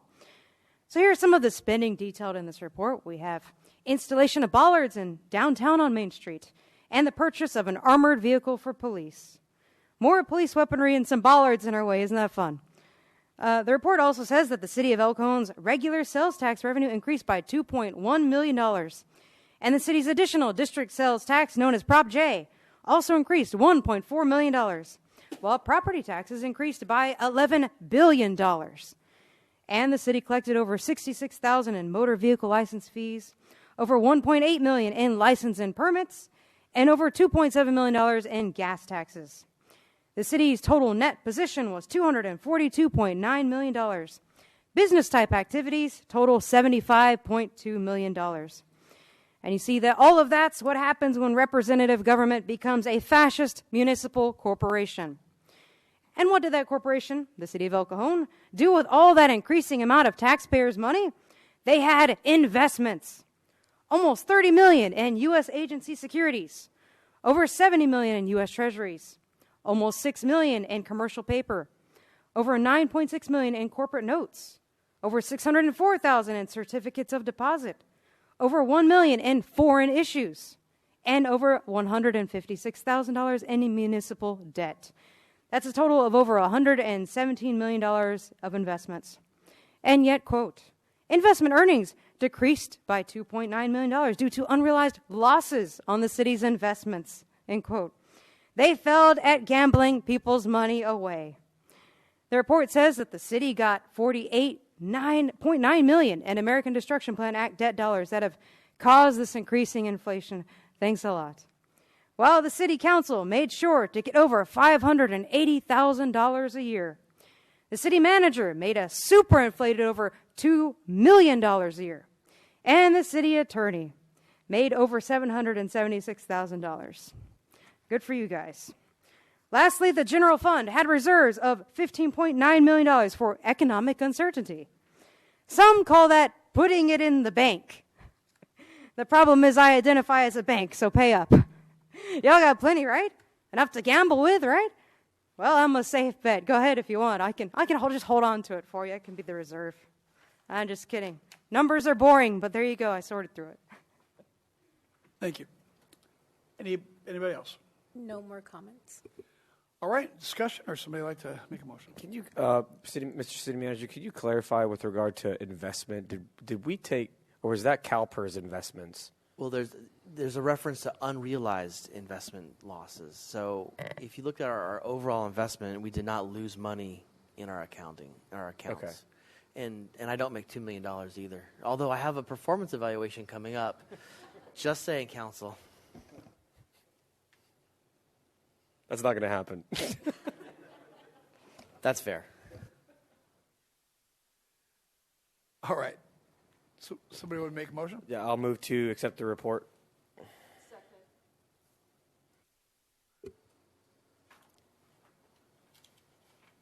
Please vote. Motion carries by unanimous vote.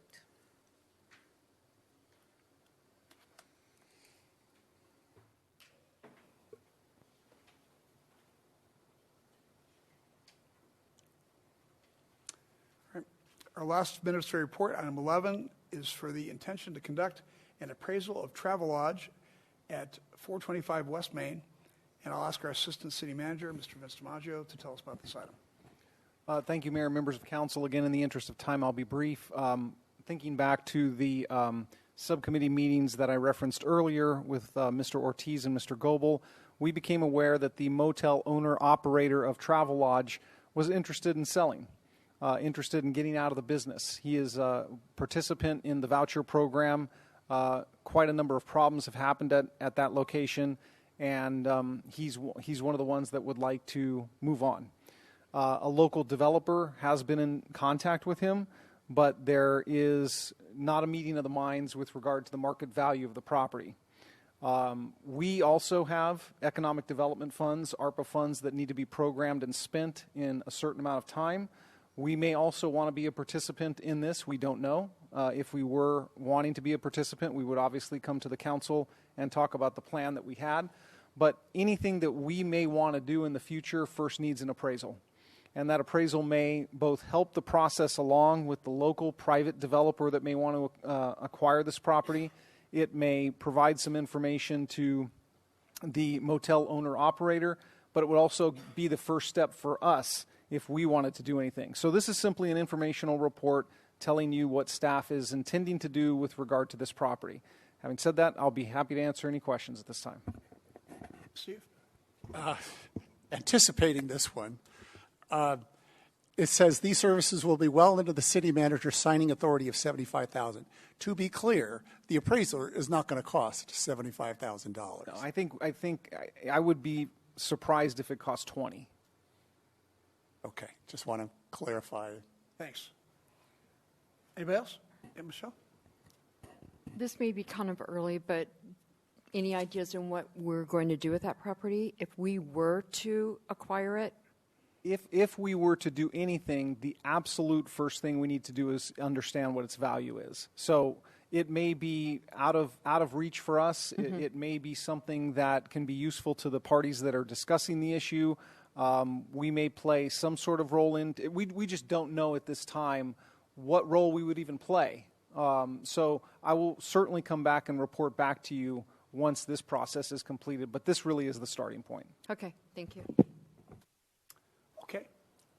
Any speaker cards on this item? We have 2 cards. The first one is truth.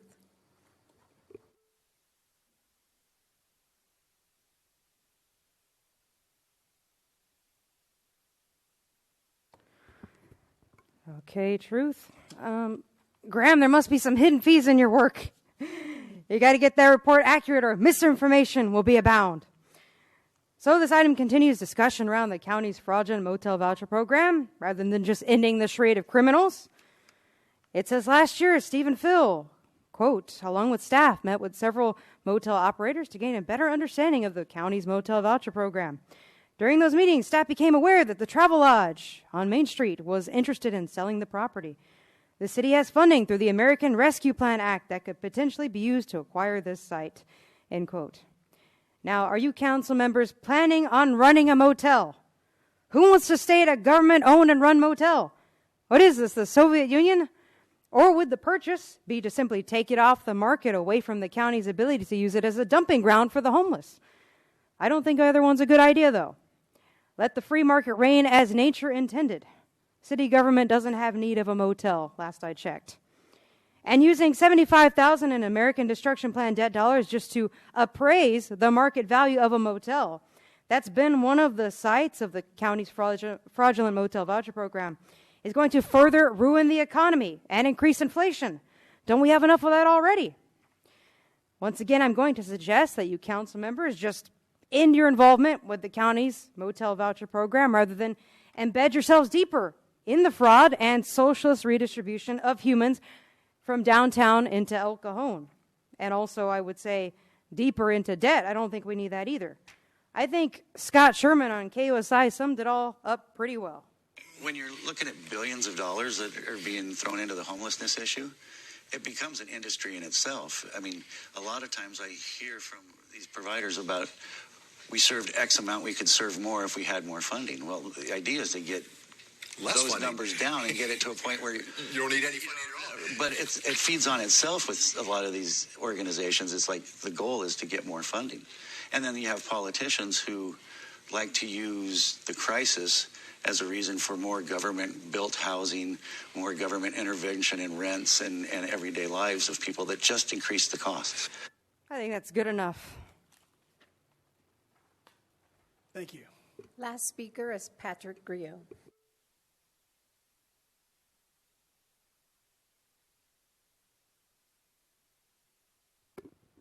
Good afternoon.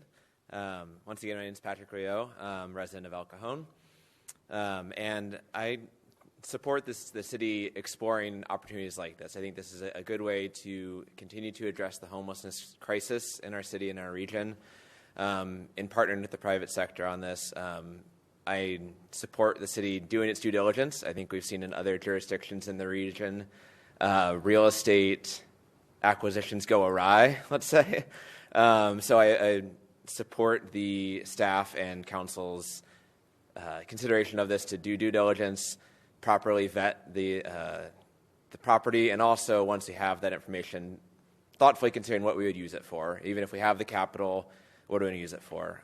I also want to encourage the council and staff to think beyond this single parcel as well. I know there are nearby properties. I don't know if they're on the market right now or not, but that are also closed businesses. I think next door, even half a block down or so, there's I think it used to be the Grand Bar is open. Is there an opportunity to expand beyond this and create more of whether we're remodeling just to make it simplest, convert it to maybe SROs or something, or a service center or something like that. But if we have a few parcels together and nearby that we can really connect the transit district area where we're going to have hotel or condos opening on El Cajon there, not too far away, not too in time or space, and then also connecting that area to really the heart of downtown at across the street here as well. We do kind of have that gap. I drove it coming here.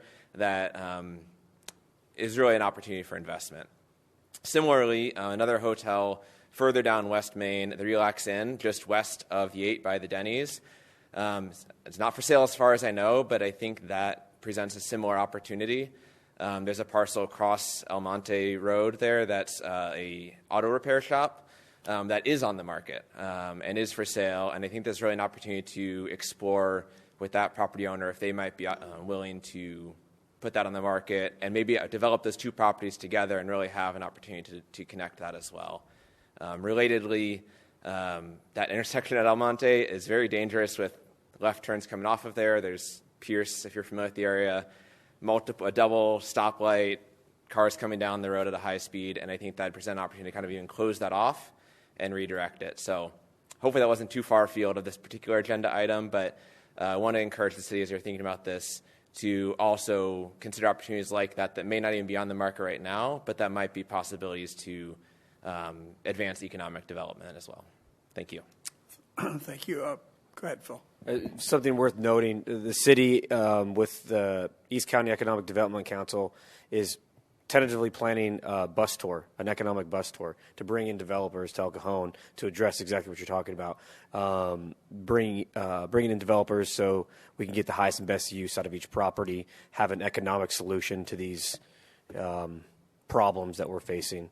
And I think you're referring to Ash Street is what you're talking about, right? With regard to... There's a few. Okay. All right. Thank you, Patrick. Thank you. Steve? An appraisal, does that include a physical evaluation of the property as well, asbestos? I don't know if it goes into the asbestos, but it will definitely talk about the construction date, and that in and of itself will probably give us the answer to the asbestos question. But yes, it will involve a tour of the property by the appraiser. Yeah, I think where some other jurisdictions missed is just asking the question, so what's in this place before you actually bought it? Okay. Is that the end of the speaker cards? All right, council's back to you. I don't think we need any action to be taken, just no more questions. All right, then let's move on. There are no commissioner reports on today's agenda.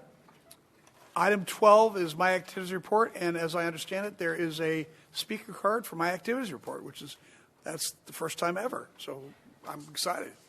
Yes, sir. One speaker. Truth.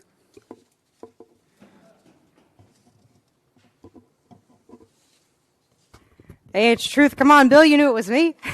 I'm just trying to figure out where we're going, but you'll tell me, I'm sure. Just commenting on it, I guess. I was going for a world record of most speeches, I guess. That's okay. You're civically engaged, and I appreciate that. I am. I speak at the County Board of Supervisors, and now that's a battle. This is a lightweight fight. It's nice, actually. This is a good city council. So the commission report says Bill has done at least 16 interviews in the last 2 weeks. That's quite a bit. It also says that Bill is available to answer questions. And I've seen that. That's great. So Bill Wells, if you leave as mayor and maybe have a chance at being a congressman, what's going to happen here to the city of El Cajon? I think bad things. And would instead encourage you to stay mayor for as long as the people continue to vote you in, or another sane candidate presents him or herself. Don't get me wrong, though. I'd love to see you take the seat right from under little Qualcomm daughter Sarah Jacobs. Anytime. However, I think you know that these elections, at least at higher levels than city council, can't be trusted. I'm sure nobody here has even heard of an emergency ballot. Yet that's the type of new invention that the Register of Voters offers. I know because I talked to them. You'd be surprised. They don't have any answers for anything. Either way, I hope you'll stick around somewhere, Bill, and continue to fight every bad thing that comes through whatever pipeline you're near. Because that's everybody's job. That's why I'm here today, as you could tell, civically engaged, and why I fight the good fight everywhere I can. It's up to every single American out there to speak up and save this country wherever they live and wherever they can do it. It's time to become brave again. Thank you for listening to all of these speeches today. I just want to say that sure. You're looking at anybody on this dais would be a great mayor. Okay. And you know that first I got to win, but if that were to happen, I would have no concern about good quality people taking on the role, because El Cajon is full of people that care about the city. It's amazing how many we have these planning commission meetings where we choose who the next planning commissioners are, and it's shocking the resumes that of people that come in that want to take on a job that pays nothing and gets them nothing but controversy is like resumes of people trying to be head of a Fortune 500 company. It's shocking. There's a lot of great people in the East County, so I think we're going to be okay. That sounds good. That sounds good. I'll tell you what, it's always shocking to me when I go to a city council and I'm the only speaker for anything, even non-agenda. I spoke at the Santee City Council recently. I was the only speaker for non-agenda, and there was a packed room. You're always welcome here. Thank you. It is refreshing, as some other speakers said. It's refreshing to hear the type of real dialogue, real human dialogue that you don't get other places. So thank you very much. Thank you for saying that. Okay, so my activities report is as reported, and let's move on to the activities reports of Deputy Mayor Steve Goebel. The bulk of my activities will be on the next report, so what's there is... Mr. Goebel filled in for me at Sandag on Friday, which is quite a noble thing to do. I appreciate that. Thank you. I'll be using your crutches next week. How about Councilmember Gary Kendrick? As reported. Councilmember Michelle Mitchell. As reported. And Councilmember Phil Ortiz. Alteration to mine, I did not attend the ribbon cuttings at XL Staffing or 511 Tactical. However, I did want to make a note. We have a big week in San Diego for sports. Not only are the Padres opening day, but my San Diego State Aztecs are in the Final Four. So I know we got some Aztecs on the dais and in the room. So please tune in and support our only basketball team. How many people here went to San Diego State? Anybody? Any of you guys? San Diego State. How about wow, a lot of Aztecs. All right, go Aztecs. There are no joint council member reports, no general information items, and no first or second readings of ordinances on today's agenda. We are now at closed session. The city attorney will recite the title and lead us into the closed session. Thank you, Mayor. The City Council is going to recess to closed session on one item, and it's a conference with labor negotiators pursuant to Government Code Section 54957.6. The agency's designated representatives are listed on the agenda, including the city manager, assistant city manager, director of finance, director of human resources, or senior management analyst. And the negotiations involve the El Cajon Professional Firefighters Association, Local 4603. I'll make a motion then to adjourn to the closed session. Please vote. Motion carries by unanimous vote. Ladies and gentlemen, I don't think it's going to take very long. We'll probably be back within 5 to 7 minutes.